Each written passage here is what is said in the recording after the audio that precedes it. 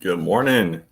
All right. We've got a 2024 one quarterback rookie mock. I've just released a Superflex mock. Since I recorded that video, some players have recommitted to school. So wanted to get this one out fairly quickly. Was using Dane Brugler's recent mock draft for the NFL and going to be basing this mock draft based on that. So let's go ahead and jump right into it. All right. So I would think none other than Marvin Harrison Jr. would be who we'd pick here for the first spot. This guy's incredible. As much as people don't want to use the term generational athlete, doesn't matter. This guy is that. So just can't deny it. Really good player. Excited to see how his career really takes off here in the NFL. All right, so at the 102, one of my personal favorites, Malik Neighbors. I remember a couple of years ago in 2022 when Keishawn Butte was supposed to be the main guy. I remember at my bachelor party opening weekend in Vegas, opening weekend of the college football season, and that was when I really saw Neighbors. I was like, okay, this guy might be better than Keishawn Butte, and I think that's going to hold true here. Going to take him at the 102. You know, regardless of tight end premium, I'm feeling very good about taking a chance on Brock Bowers. This is a deep wide receiver class. Yes, there's other wide receivers that could be taken here, but there's only one tight end of this caliber. I think it's well worth the shot to take on Brock Bowers here at the 103. And from there, I'd like to go ahead and go with Rome Odunze. I was listening to Mel Kiper. I mean, he's got him as his number 2 wide receiver right now. We've seen him in the national championship game, but really a lot of the other games throughout the season, he was able to stand out amongst 2 other really good Washington receivers that they had. I feel confident that this is a player who can be an alpha at the next level and help the team really be successful. So going along with who is drafted here in this mock at the 117 in the NFL, Dane Brugler had Brian Thomas Jr. going to the Jacksonville Jaguars. I mean, that's really good draft capital. I really like the player. I like the size. I like the speed. A lot of touchdowns was a part of his game. We'll see if that can translate to the NFL. Jacksonville had a lot of really 1/2 a foot away touchdown grabs. Maybe Brian Thomas could actually get it done and help these guys put up some points. All right. Keon Coleman is the last first-round wide receiver, last first-round skill position player taken in this draft to Buffalo. We can see how some of the moving parts are in that offense with Gabe Davis as a free agent. Maybe Stephon Diggs' time in the next few years coming to a close at Buffalo. They need some answers there. Really talented quarterback. You've got to support him in any way that you can. All right, so here is where we get into our second round skill positions. However, really you can't forget that there are some quarterbacks here with some upside. I would think that, really it's Caleb Williams, Jaden Daniels, someone who's got a lot of high scoring upside. But I think we could actually wait because there are quite a few quarterback options, and one quarterback league, I'd rather just make sure I lock down some skill positions. So I'm going to go Adonai Mitchell out of Texas here at the 107. All right. And I think this is where I'm comfortable taking Jaden Daniels. I'm going to go ahead and take him as my quarterback one, just with the rushing floor, really good touchdown interception ratio. But it's really all about that rushing floor. This guy could be a game breaker at the next level. All right. This will be a landing spot here at the 109. I'm going to go Jonathan Brooks. Goes to Dallas in the second round. Really, second round for a running back. That's really all I need to feel that I can confidently select that player. So I'm going to go ahead, hit the button right there, and assume he's replacing Tony Pollard and has an opportunity once he gets healthy. Jonathan Brooks, that is, once he gets healthy, he can really have that workload to himself. All right. Going to go with Ladd McConkey here at the 110. I like the landing spot with Joe Burrow, potentially replacing Tyler Boyd, potentially replacing T. Higgins.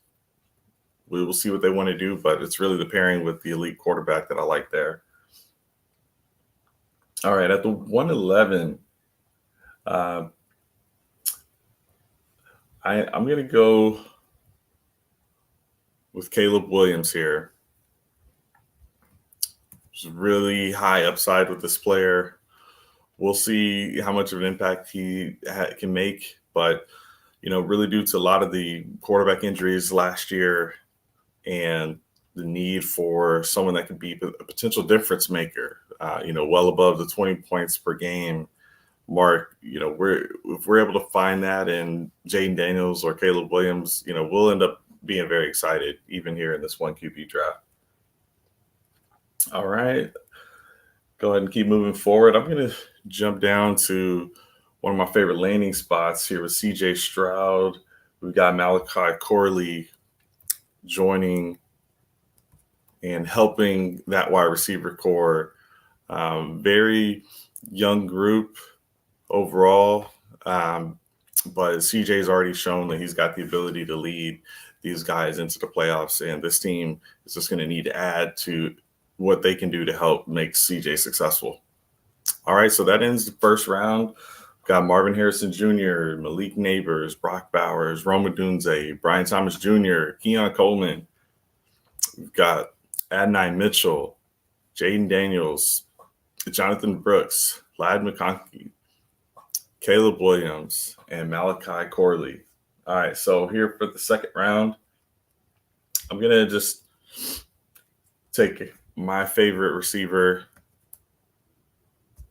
Troy Franklin. Really like what he's put on tape. He's just really has a good opportunity to be a number one option for an offense, I believe. Won't be right off the bat with Amari Cooper there.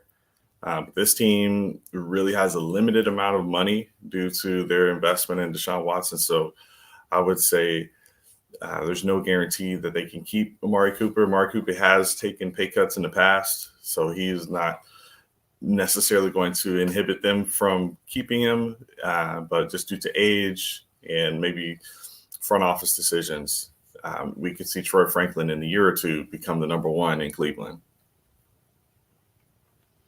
Okay, so from here, I'd like to go with I'm going to go with Drake May. Really talented quarterback, really the prototypical size, arm strength. Like what he can do. Ball placement is great. Feel really good about a lot of these guys being able to just be your starter, and you can potentially trade away the other running backs that you have trade away the other quarterbacks you have potentially for some running back depth or whatever that may be. These guys could be your starting quarterback, and you don't have to worry about that position again going forward. All right, so I'm going to go with some speed here with this next pick. Xavier Worthy, at the 203. We've been wondering how long Chris Godwin, Mike Evans will be there with the Bucks, but this is shown to be a competent franchise that's found good players throughout the draft, and feeling good about taking a chance here on Xavier Worthy, knowing he's got the speed uh, and knowing that he's more than just a vertical threat. He has that ability around the field to really go wherever the team needs him. A lot of times these guys do end up just getting put into a deep threat role, so we will see how that actually pans out. Just based on the draft capital in this mock, I'm going with Jalen Pope. It's a crowded situation with Atlanta. The quarterback is to be determined in real life, but fine with taking the chance here. Okay, and at the 205, going to take Jatavian Sanders. Really like what he was able to do at Texas. Kind of surprisingly, he was the trusted go-to target for Quinn Ewers this past season. In a lot of games, he was their target and reception and yardage leader. So this was a relied upon tight end. That's an offensive weapon.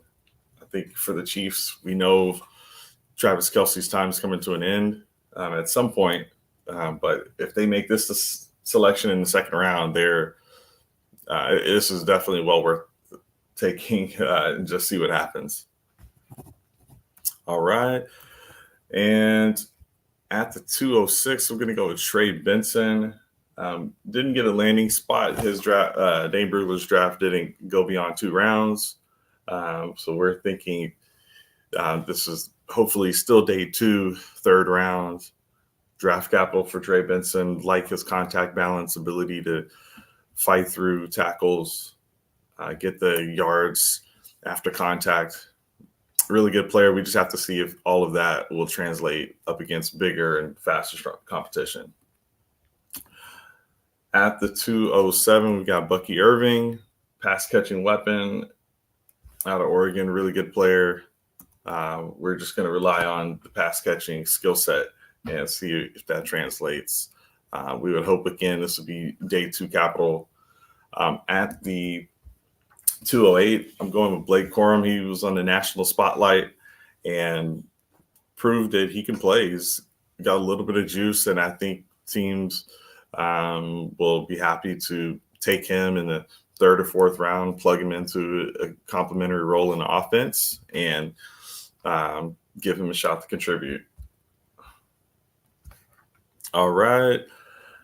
I'm still going on a little running back run here because at the 209, I'm taking Braylon Allen.